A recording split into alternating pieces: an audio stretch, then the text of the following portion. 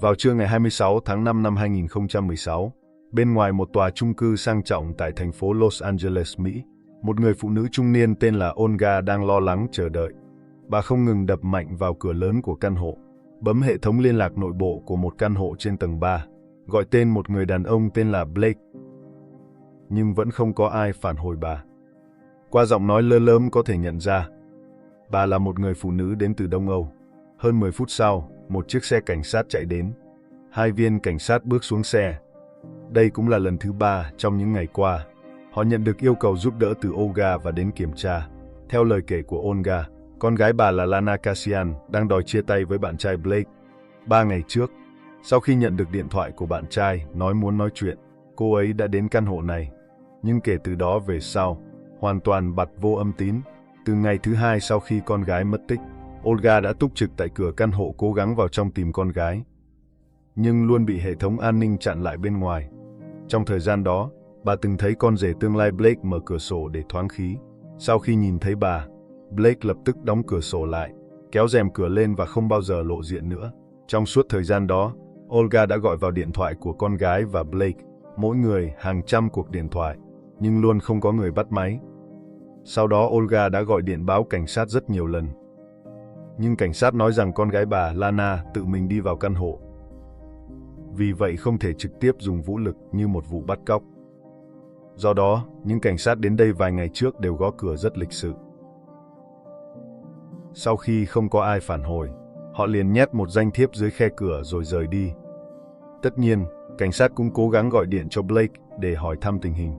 Cũng đã để lại lời nhắn thoại cho hắn. Nhưng 3 ngày trôi qua, hoàn toàn không có bất kỳ phản hồi nào. Cuối cùng, cũng đến ngày 26 tháng 5, cảnh sát cảm thấy thời gian chờ đợi đã đủ lâu rồi. Hôm nay nhất định phải giải quyết dứt điểm. Vì vậy họ đã lấy chìa khóa từ người quản lý căn hộ, đã cố gắng mở cửa căn hộ của Blake. Nhưng phát hiện cửa đã bị khóa trái từ bên trong. Điều này chứng tỏ trong nhà đang có người.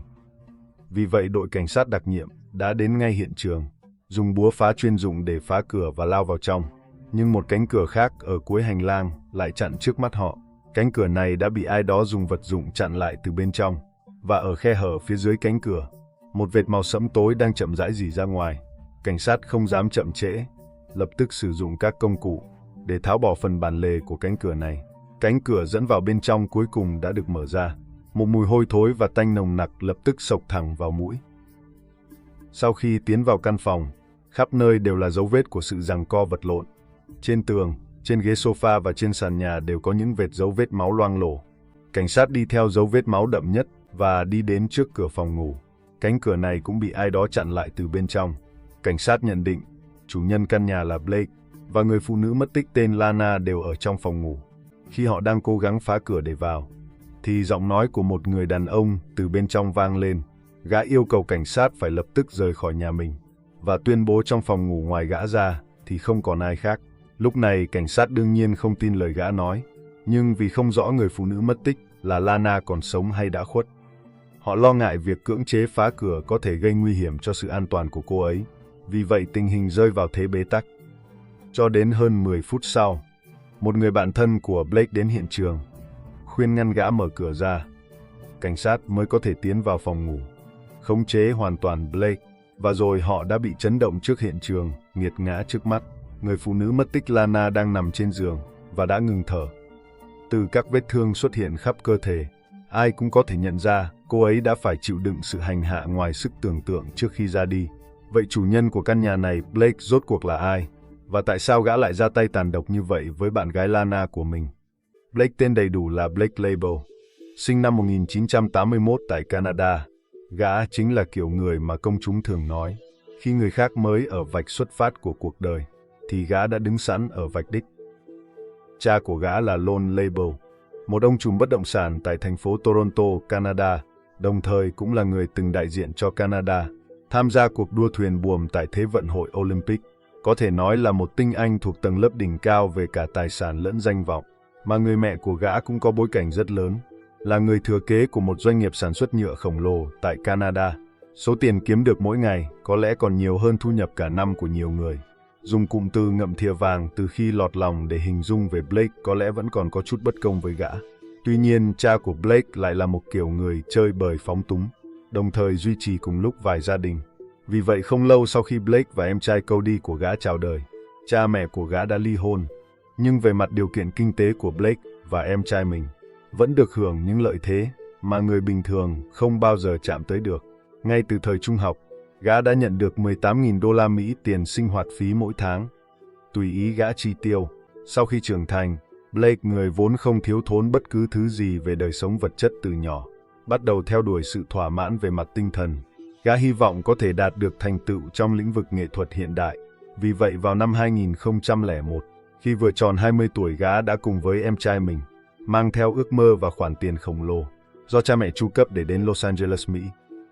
Dù là người mới đến và chưa quen thuộc với môi trường xung quanh, nhưng câu nói cũ luôn đúng: tiền bạc là người bạn tốt nhất của mọi người. Hai công tử nhà giàu có số tài sản kếch xù như vậy, lẽ tự nhiên nhanh chóng được tiếp nhận bởi thế giới xa hoa, được gọi là tầng lớp thượng lưu xung quanh. Rất nhanh sau đó, người em trai Cody đã lún sâu vào bài bạc, suốt ngày chìm đắm trong các sòng bạc. Còn Blake thì khá hơn một chút. Gã cũng xem như không quên đi ý định ban đầu của mình, bước vào lĩnh vực được gọi là sáng tác nghệ thuật mà bản thân yêu thích. Năm 2008, gã tự biên tự diễn bộ phim hài Bone, có nghĩa là hói đầu, kể về câu chuyện một người đàn ông trung niên bắt đầu hói đầu bị bạn bè chơi khăm. Bên trong chứa đầy các tình tiết nhạy cảm và trò đùa thô tục. Sau khi ra mắt đã lập tức nhận về phản hồi vô cùng tồi tệ, chỉ có thể phát hành trên các nền tảng trực tuyến, thậm chí còn bị cấm chiếu ở nhiều quốc gia. Sau đó gã còn tham gia với tư cách là cố vấn sáng tạo cho việc sản xuất một bộ phim hoạt hình ngoại truyện của Star Wars, mà chất lượng của bộ phim hoạt hình này thì cũng chỉ có thể nói là vô cùng ngao ngán. Từ đó có thể nhận thấy, mặc dù Blake có ước mơ, nhưng trình độ và năng lực của bản thân gã thực sự vô cùng hạn chế. Nếu không phải nể mặt việc gã có thể bỏ tiền ra, có lẽ những người trong giới điện ảnh không thèm để mắt tới gã. May mắn thay, nhờ số tiền lớn trong túi, cùng với sự viện trợ tài chính từ cha mẹ, gã đã bù đắp được những tổn thất do các tác phẩm thất bại này gây ra, để tiếp tục theo đuổi cái gọi là lý tưởng của mình. Sau đó, Blake từ bỏ việc thử sức với các tác phẩm điện ảnh, bắt đầu bước vào một ngành nghề khác mà gã hứng thú, truyện tranh. Gã tự bỏ vốn thành lập một công ty sản xuất truyện tranh, thuê họa sĩ, vẽ lại những câu chuyện trong đầu mình thành truyện tranh. Ban đầu, gã thử sức với đề tài khoa học viễn tưởng tương tự như cuộc chiến giữa loài người và người ngoài hành tinh, còn tự túc chi phí tham gia triển lãm truyện tranh, nhưng cuối cùng cũng không đạt được thành tích nào đáng kể. Nhận thấy đề tài hướng đến đại chúng này bị cản trở, Blake bắt đầu thử tung ra một số nội dung đen tối và kỳ dị. Phải nói rằng những nội dung này có lẽ vừa vặn, phù hợp với một số ham muốn đen tối và đặc điểm trong nội tâm của Blake. Sau khi ra mắt, nó lại nhận được phản hồi tốt từ một số độc giả có sở thích đặc biệt. Trong số đó có một bộ truyện tranh dài tập mang tên Syndrome, kể về một nhà khoa học tội phạm, đưa một số kẻ thủ ác hàng loạt bị tuyên án tử hình đến một thành phố ảo, cố gắng cải tạo câu chuyện của họ. Trong đó chứa đựng rất nhiều mô tả mang tính bạo lực. Vào thời điểm này, không ai có thể ngờ tới, một số phân cảnh trong bộ truyện tranh này cuối cùng lại được Blake tái hiện ngoài đời thực. Nhưng đó là câu chuyện của sau này. Tóm lại, về mặt sự nghiệp, một mặt Blake dựa vào việc đốt tiền để theo đuổi cái gọi là ước mơ của mình. Về mặt cuộc sống, Blake cũng thừa hưởng hoàn toàn bộ gen đa tình từ người cha của mình, thay đổi người tình hết người này đến người khác không ngừng nghỉ. Nhưng Blake lại rất phiền muộn về điều này. Gã thường xuyên than phiền với bạn bè rằng những người phụ nữ bên cạnh đều chỉ nhắm vào tiền của gã. Gã mong muốn biết bao có người phụ nữ tiếp cận gã vì ngưỡng mộ tài năng của gã. Về điều này, tôi chỉ muốn nói với gã rằng, vậy thì có lẽ gã chỉ có thể tìm một người khiếm thị làm bạn gái thôi. Tóm lại, sau vài năm loay hoay, vào năm 2011, gã và một người mẫu xinh đẹp Amanda Brown đã kết hôn. Một tháng sau kết hôn, con trai của họ chào đời. Sau đó Blake đưa vợ và con trai, mua một căn biệt thự sang trọng trên đồi Beverly nổi tiếng và định cư tại đó. Sau đó, bất kể trong cuộc sống hay trong sự nghiệp, Blake đều không ngừng chi tiêu hoang phí, nhưng lại không thu về một đồng lợi nhuận nào. Cũng vào năm 2011, mẹ của Blake qua đời ở Canada. Đây tuyệt đối là một tin xấu, bởi vì người mẹ luôn là nguồn tài chính lớn nhất của hắn. Hiện tại dù đã được chia gần 6 triệu đô la Mỹ từ di sản của mẹ, nhưng sau đó hắn chỉ có thể tự dựa vào chính mình. Vài năm sau, Blake đã tiêu xài hoang phí hết sạch số tiền này. Sau đó hắn cố gắng khởi kiện để thay đổi di chúc của người mẹ, nhằm chia thêm tiền từ phần của anh em và người thân. Nhưng kết quả cuối cùng không những thua kiện, mà bản thân còn gánh thêm khoản phí luật sư khổng lồ. Bất đắc dĩ hắn chỉ có thể bán đi căn biệt thự sang trọng và cùng vợ dọn ra ngoài. Blake, người vốn có nửa đời đầu luôn thuận buồm xuôi gió, chưa từng trải qua thất bại như thế này bao giờ. Dưới những đòn đả kích liên tiếp, tính cách của hắn cũng bắt đầu trở nên lệch lạc. Mặt tối vốn có trong tính cách bắt đầu bị phóng đại một cách nhanh chóng. Những người xung quanh đều có thể cảm nhận được. Blake bắt đầu có sự ám ảnh lệch lạc đối với tình dục và bạo lực. Trong các cuộc trò chuyện, luôn vô thức nhắc đến những chủ đề này, khiến mọi người đều cảm thấy rất ngượng ngùng. Nhưng chính hắn lại lấy đó làm niềm vui. Cuối năm 2014, Amanda, vợ của Blake, lại mang thai một lần nữa. Ai có thể ngờ rằng, ngay trước khi đứa trẻ chào đời vài tuần, Blake lại ruồng bỏ vợ con và bỏ nhà ra đi. Sau đó hắn cắt đứt liên lạc với vợ cũng như bạn bè trước đây, chỉ thông qua luật sư để bắt đầu vụ kiện ly hôn với vợ. Giải thích của hắn cho việc này là bản thân muốn tập trung vào sự nghiệp, không muốn bị gia đình vướng bận. Nhưng sự thật là lúc này hắn đã quen nhân tình mới, một cô gái xinh đẹp đến từ Kiev, Ukraine tên là Lana Kasyan. Lana vốn dĩ làm công việc luật sư thuế tại Ukraine. Sau khi đến Mỹ vào vài năm trước, cô ấy mơ ước trở thành một người mẫu. Sau đó gặp được Blake và trở thành phiên dịch viên của hắn, từ đó trở thành người tình. Sau khi hai người qua lại được vài tháng, Lana đã mang thai. Vào tháng 5 năm 2016, đứa con của họ đã chào đời. Nhưng đối mặt với đứa con này của mình, Blake lại không hề vui vẻ, bởi vì hắn cảm thấy tâm trí của Lana đều dồn hết vào đứa trẻ, mà ngó lơ hắn. Đặc biệt là khi Lana từ chối yêu cầu đòi hỏi chuyện chăn gối của hắn đã tỏ ra vô cùng giận dữ, đe dọa sẽ đuổi Lana về nước. Từ đây có thể thấy rõ Blake, con người này ích kỷ và độc ác đến mức nào. Cần biết rằng, lúc này cách thời điểm Lana sinh con cho hắn còn chưa đầy 10 ngày. Cơ thể còn chưa kịp hồi phục, hắn đã nổi trận lôi đình vì loại chuyện như vậy. Quá sức tồi tệ và mất nhân tính. Tóm lại, không tìm thấy sự thỏa mãn ở người bạn gái hiện tại, Blake lại hướng sự chú ý sang những người phụ nữ khác. Vì vậy chỉ vài ngày sau, gã lại có thêm bạn gái mới. Nhưng lần này, gã đã đụng phải bức tường thép. Rất nhanh sau đó, người bạn gái mới này đã báo cảnh sát rằng bản thân cô đã bị Blake xâm hại. Do đó Blake đã bị bắt giữ và giam giữ. Nhờ có Lana đứng ra, chi ra $100,000 để bảo lãnh gã ra ngoài. Nhưng sau khi biết được lý do Blake bị bắt, Lana dĩ nhiên vô cùng đau lòng và thất vọng. Vì vậy, cô đã dẫn theo con rời khỏi căn hộ sống chung với Blake, cùng với mẹ ruột của mình là Olga đang đến Mỹ thăm thân nhân, thuê một căn nhà cách đó vài dãy nhà để sinh sống. Và điều này đã chọc giận Blake. Gã có lẽ nghĩ rằng, trước đây toàn là mình bỏ rơi người khác, lần này bản thân lại bị Lana, người luôn ở thế yếu, bỏ rơi. Đó là một sự sỉ nhục không thể dung thứ. Thế là gã đã gửi cho bạn gái hàng loạt tin nhắn đe dọa, yêu cầu cô lập tức quay lại bên cạnh gã, để cắt đứt hoàn toàn quan hệ với gã. Vào ngày 23 tháng 5 năm 2016, một lần nữa Lana, sau khi nhận được điện thoại của Blake nói rằng muốn nói chuyện, đã để con lại cho mẹ mình là Olga chăm sóc. Một mình cô quay trở lại căn hộ từng sinh sống trước đây, và lần bước vào này của cô đã không còn có thể sống sót bước ra nữa. Ngày hôm sau, Olga không thấy con gái mình quay lại, gọi điện thoại cho Lana, nhưng cô cũng liên tục không bắt máy. Cảm thấy sự việc chẳng lành, Olga vội vã chạy đến căn hộ của Blake, muốn gõ cửa để xem tình hình của con gái. Nhưng dù bà có bấm chuông và gõ cửa thế nào, trong căn hộ vẫn là một sự im lặng đến đáng sợ. Bà biết Blake và con gái mình đang ở bên trong. Vì vậy bà chọn cách túc trực ở cửa căn hộ. Trong thời gian đó, bà liên tục gọi 911 để cầu cứu. Cuối cùng, 3 ngày sau, giống như chúng ta đã nói ở phần đầu video, cảnh sát đã xuất động đội đặc nhiệm. Sau một hồi rắc rối, đã tông mở hai cánh cửa lớn của căn hộ. Sau đó trong phòng ngủ bừa bộn một đống hỗn độn, đã tìm thấy Blake chỉ mặc chiếc quần lót và thi thể không còn nguyên vẹn của Lana ngã gục trên giường.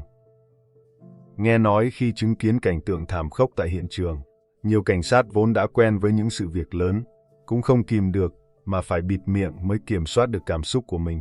Sau đó, theo báo cáo khám nghiệm tử thi của pháp y hiển thị, 80 vùng da và cơ trên đầu của Lana đã bị xé rách một cách tàn nhẫn, và trên khắp cơ thể của cô đều dày đặc không đếm xuể những vết bầm tím, vết dao và dấu vết răng cắn. Điều khiến người ta phẫn nộ hơn nữa là pháp y xác định những tổn thương này đều xuất hiện khi Lana còn sống, và sau khi chịu đựng sự hành hạ suốt 8 đến 9 tiếng đồng hồ, cô ấy mới ra đi do mất máu. Có thể hình dung nỗi đau đớn mà nạn nhân phải gánh chịu lúc đó đã vượt quá giới hạn tưởng tượng của bất kỳ ai. nhiều chi tiết trong bản báo cáo này vì quá nhạy cảm, nên chúng tôi sẽ không đi sâu vào chi tiết tại đây. Tóm lại, ở cuối bản báo cáo khám nghiệm, pháp y kết luận rằng những tổn thương mà nạn nhân phải chịu đựng là cực kỳ hiếm gặp, ngoại trừ thời chiến, bằng không tôi không nghĩ bất kỳ nhân viên pháp y nào ở Mỹ, thậm chí là các đồng nghiệp nước ngoài, từng gặp qua trường hợp tương tự. Vậy với tư cách là hung thủ, Blake đối với việc bản thân đã gây ra vụ án đầy máu tang thương rúng động này, liệu có điều gì muốn nói? Rõ ràng sự phản ứng bản năng nhất của kẻ ích kỷ và xảo quyệt như hắn chính là tìm mọi cách để đùn đẩy tội lỗi của mình. Khi cảnh sát vừa bắt giữ hắn, trên người hắn vẫn còn những vết cào và vết cắn do Lana để lại trong lúc chống trả. Gương mặt hắn lộ ra nụ cười điên cuồng và ngây dại, rất rõ ràng là muốn giả vờ như bản thân bị tâm thần. Như vậy hắn có khả năng dùng lý do mất năng lực hành vi lúc xảy ra vụ án để trốn tránh sự trừng phạt của pháp luật. Nhưng sau khi tiến hành khám nghiệm hiện trường vụ án, cảnh sát đã nhanh chóng vạch trần bộ mặt thật của hắn. Bởi vì một số nơi tại hiện trường đáng lẽ phải có dấu vết máu bao phủ, ví dụ như sàn phòng ngủ hay sàn gạch trong phòng tắm, lại sạch sẽ một cách bất thường. Tuy nhiên, sau khi phun chất phát quang luminol vốn sẽ phản ứng, tạo ra hiện tượng huỳnh quang khi tiếp xúc với mẫu máu, những nơi này đều xuất hiện phản ứng dấu vết máu với số lượng lớn. Điều này chứng minh rằng sau khi vụ án xảy ra, Blake từng tiến hành dọn dẹp hiện trường vụ án. Ngoài ra, trong phòng còn có 11 túi rác lớn, bên trong chứa đầy rác dọn dẹp, quần áo của Lana và những vật dụng khác. Dưới gầm giường còn có hành lý đã được đóng gói sẵn, hộ chiếu của chính Blake và $4.000 tiền mặt. Rất rõ ràng, hắn đang lên kế hoạch trốn chạy về Canada. Tuy nhiên vì mẹ của Lana là bà Olga liên tục túc trực bên ngoài căn hộ, nên hắn mới không thể thực hiện được ý đồ. Tất cả những bằng chứng này đều chứng minh Blake đã có sự tính toán kỹ lưỡng trước và sau khi thực hiện hành vi phạm tội. Đây chính là một hành động hãm hại có chủ đích nhắm vào Lana. Không chỉ có vậy, dữ liệu từ camera giám sát của căn hộ còn hiển thị, ngay trong khoảng thời gian hành hạ Lana từng chút một, Blake thậm chí còn từng gọi đồ ăn ngoài để dùng bữa. Điều này cho thấy y có tâm lý bất ổn đến mức nào. Tháng 6 năm 2018, phiên tòa xét xử Blake chính thức bắt đầu. Tại tòa, công tố viên không chỉ đưa ra lượng lớn bằng chứng tại hiện trường vụ án, mà còn trích dẫn một số hình ảnh từ bộ truyện tranh có tên Syndrome mà Blake từng sáng tác trước đây, nhằm chứng minh hành vi phạm tội của Blake gần như tái hiện lại những phân cảnh bạo lực trong truyện. Qua đó thấy được bản chất tàn nhẫn của hắn. Chuyên gia pháp y cũng ra tòa làm chứng về tình trạng nghiêm trọng của nạn nhân, điều mà bà hiếm khi chứng kiến trong suốt sự nghiệp của mình. Trước tòa, Blake hoàn toàn giữ khuôn mặt lạnh lùng và im lặng. Luật sư bào chữa của hắn hiểu rất rõ rằng, dù gia tộc của Blake có chi ra bao nhiêu tiền đi chăng nữa, thì trước những bằng chứng đanh thép như vậy, cô ta cũng không thể giúp Blake thoát tội. Điều duy nhất cô ta có thể làm là lấy lý do Blake gặp vấn đề về tâm lý, để xin giảm nhẹ hình phạt, nhằm giúp hắn tránh khỏi phán quyết cao nhất. Luật sư bào chữa lập luận rằng, dù bang California vẫn duy trì án tử hình, nhưng vì thống đốc đã ký lệnh tạm hoãn thi hành, nên suốt 10 năm qua, bang California chưa từng thực hiện án phạt này. Vì vậy, thay vì đưa ra một phán quyết khó có thể thi hành, thì việc tuyên án tù chung thân sẽ thực tế hơn. Ở một diễn biến khác, gia tộc của Blake cũng tuyên bố sẽ cố gắng bồi thường tối đa cho gia đình của nạn nhân Lana. Xem xét các yếu tố này, vào cuối tháng 6 năm 2018, Hội đồng bồi thẩm kết luận Blake phạm tội đoạt mạng cấp độ 1. Các tội danh cố ý gây thương tích và ngược đãi đều thành lập. Hắn bị tuyên án tù chung thân và không được phép bảo lãnh tại ngoại. Sau đó dù nghi phạm đã nộp đơn kháng cáo, nhưng yêu cầu này đã bị bác bỏ vào năm 2020. Nếu không có biến cố nào khác, hắn sẽ phải chấp hành án phạt trong tù cho đến cuối đời. Năm 2019, tòa án phán quyết Blake phải bồi thường cho gia đình Lana tổng cộng $42 triệu. Sau đó mẹ của Lana là bà Olga đã đưa cháu gái trở lại Ukraine để sinh sống. Những tưởng từ đây họ có thể đón nhận một cuộc sống bình yên. Nào ngờ 2 tháng trước, nơi đó lại xảy ra xung đột vũ trang. Điều này khiến dư luận không khỏi lo lắng cho số phận của hai bà cháu. Vụ án hôm nay xin được khép lại tại đây. Một lần nữa xin chân thành cảm ơn các bạn đã xem tới đây và đăng ký kênh Hồ sơ vụ án có thật. Hẹn gặp lại các bạn trong những video tiếp theo.